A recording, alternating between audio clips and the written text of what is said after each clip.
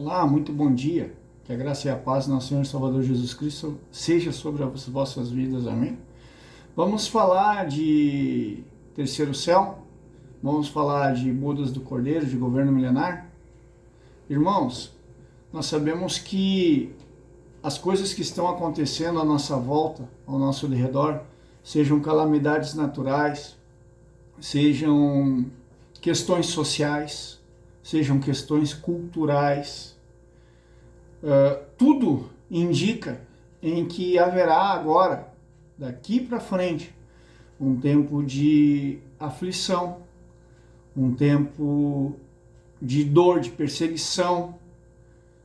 Se vocês pesquisarem na internet, o Ministério Público Paulista em São Paulo, eles estão restringindo, proibindo o uso da Bíblia em bibliotecas, entre outros casos semelhantes a esse.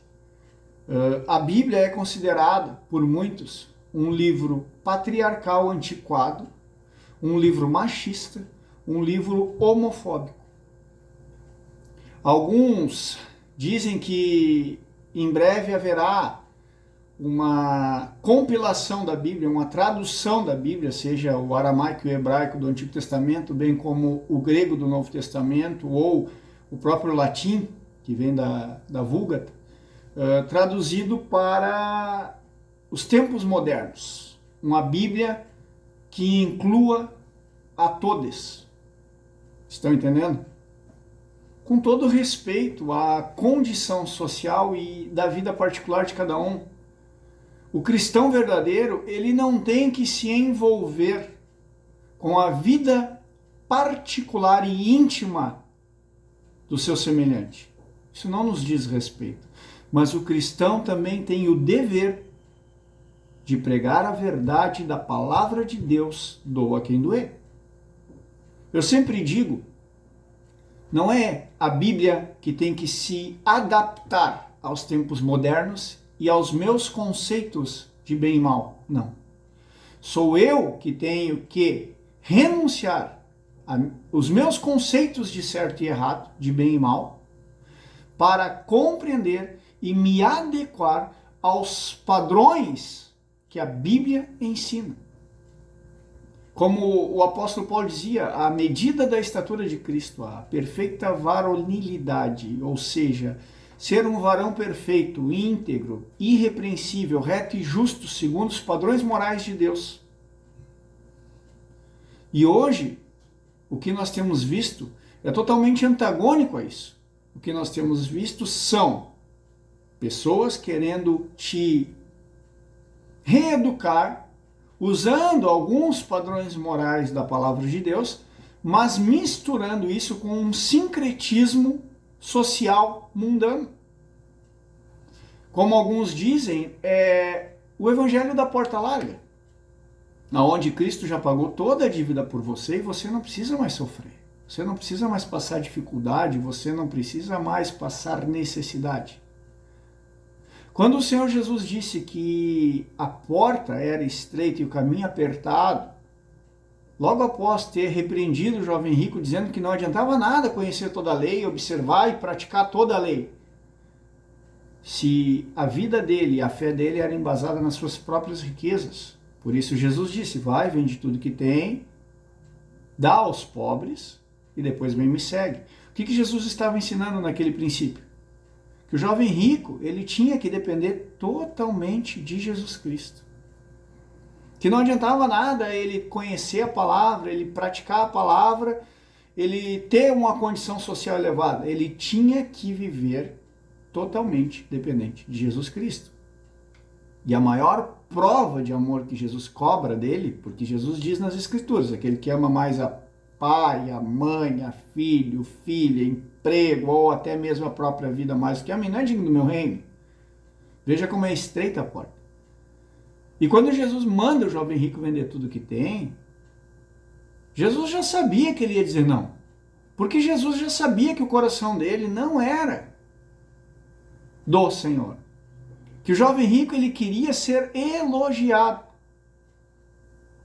Mas ele não buscava seguir ao Senhor, porque ele já se considerava bom e justo. Agora, veja Zaqueu. publicano, traidor do povo judeu, porque coletava impostos dos seus irmãos, né? Ele era uma secla do Império Romano, né? Capitalizando recursos para o Império, um coletor de impostos, um publicano. E esse homem, de baixa estatura, quando ele ficou sabendo que Jesus passaria em determinado local, esse homem simplesmente foi lá e se arriscou no meio de seus conterrâneos, subiu em uma árvore para ter ali uma visão privilegiada da passagem do Messias. E aquele homem não foi ali pedir nada, aquele homem não foi ali pedir milagre, pedir recursos, pedir perdão, nada, ele só queria ver Jesus passar. E ele se arriscou muito para estar ali, ele correu o risco até de ser agredido, por ser um publicano, reconhecido por muitos. Mas ele não temeu a própria vida. Ele se arriscou por amor e pelo desejo ardente de ver o Messias, aquele nas quais as Escrituras descreviam que viria para libertar Israel de seus inimigos. E quando Jesus passa bem próximo da onde esse homem estava, Jesus olha na direção dele, para cima, onde ele estava na árvore, e diz: aqui eu desce depressa, pois me convém ficar contigo hoje em tua casa. E aquele homem, ele não pensou duas vezes, ele desceu sorrindo, ele desceu feliz, ele não esperava aquilo, ou talvez ele tivesse tido uma visão onde o Senhor disse que o Messias falaria com ele, eu não sei, ninguém sabe, são suposições.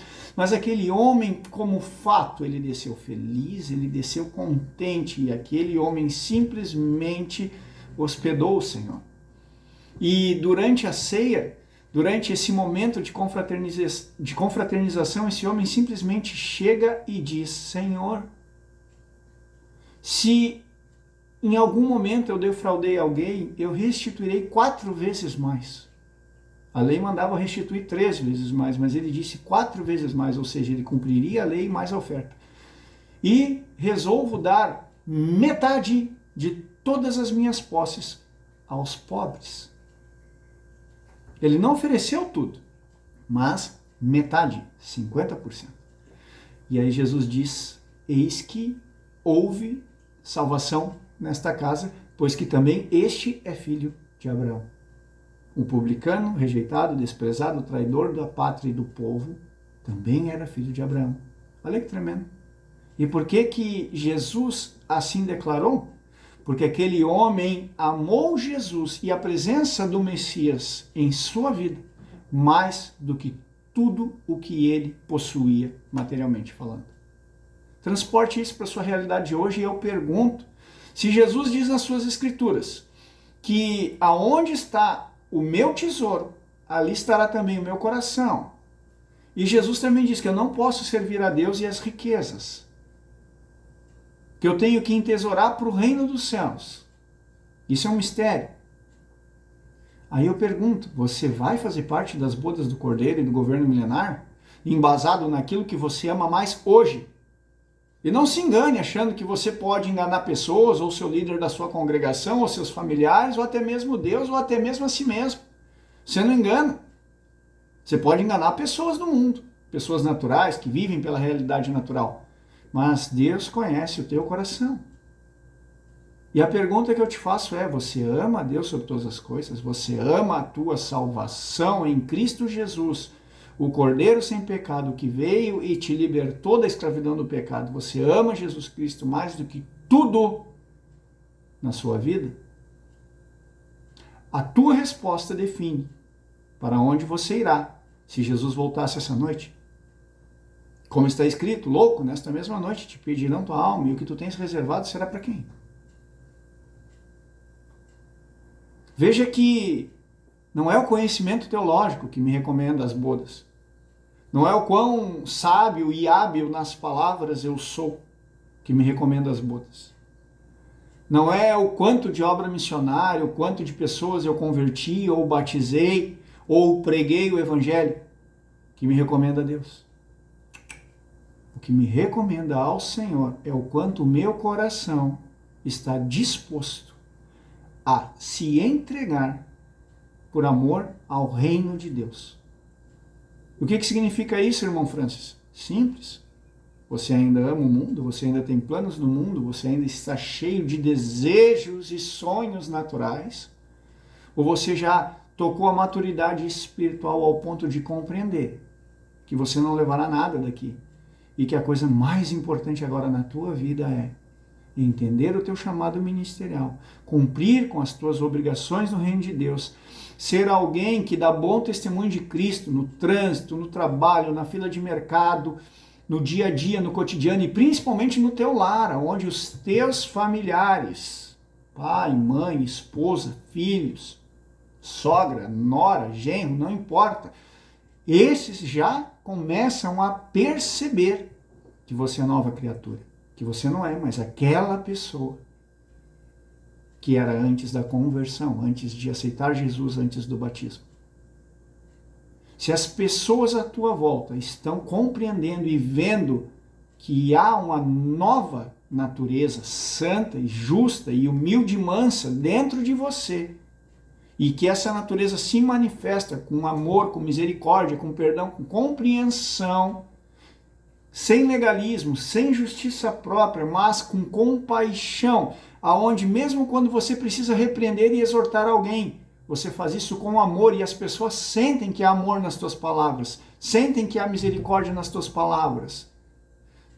Se as pessoas estão vendo isso em você, você está a um pequeno passo da glória, das bodas do Cordeiro e do governo milenar. Agora, se as pessoas não notam diferença em você, sinto te informar, você está vivendo uma vida religiosa, infrutífera e vazia. E se Jesus voltasse hoje, com certeza, você ficaria. Então eu te faço essa pergunta, meu irmão, minha irmã. Como está a tua vida diante da presença do Senhor? Você quer fazer parte das bodas do Cordeiro e do governo milenar?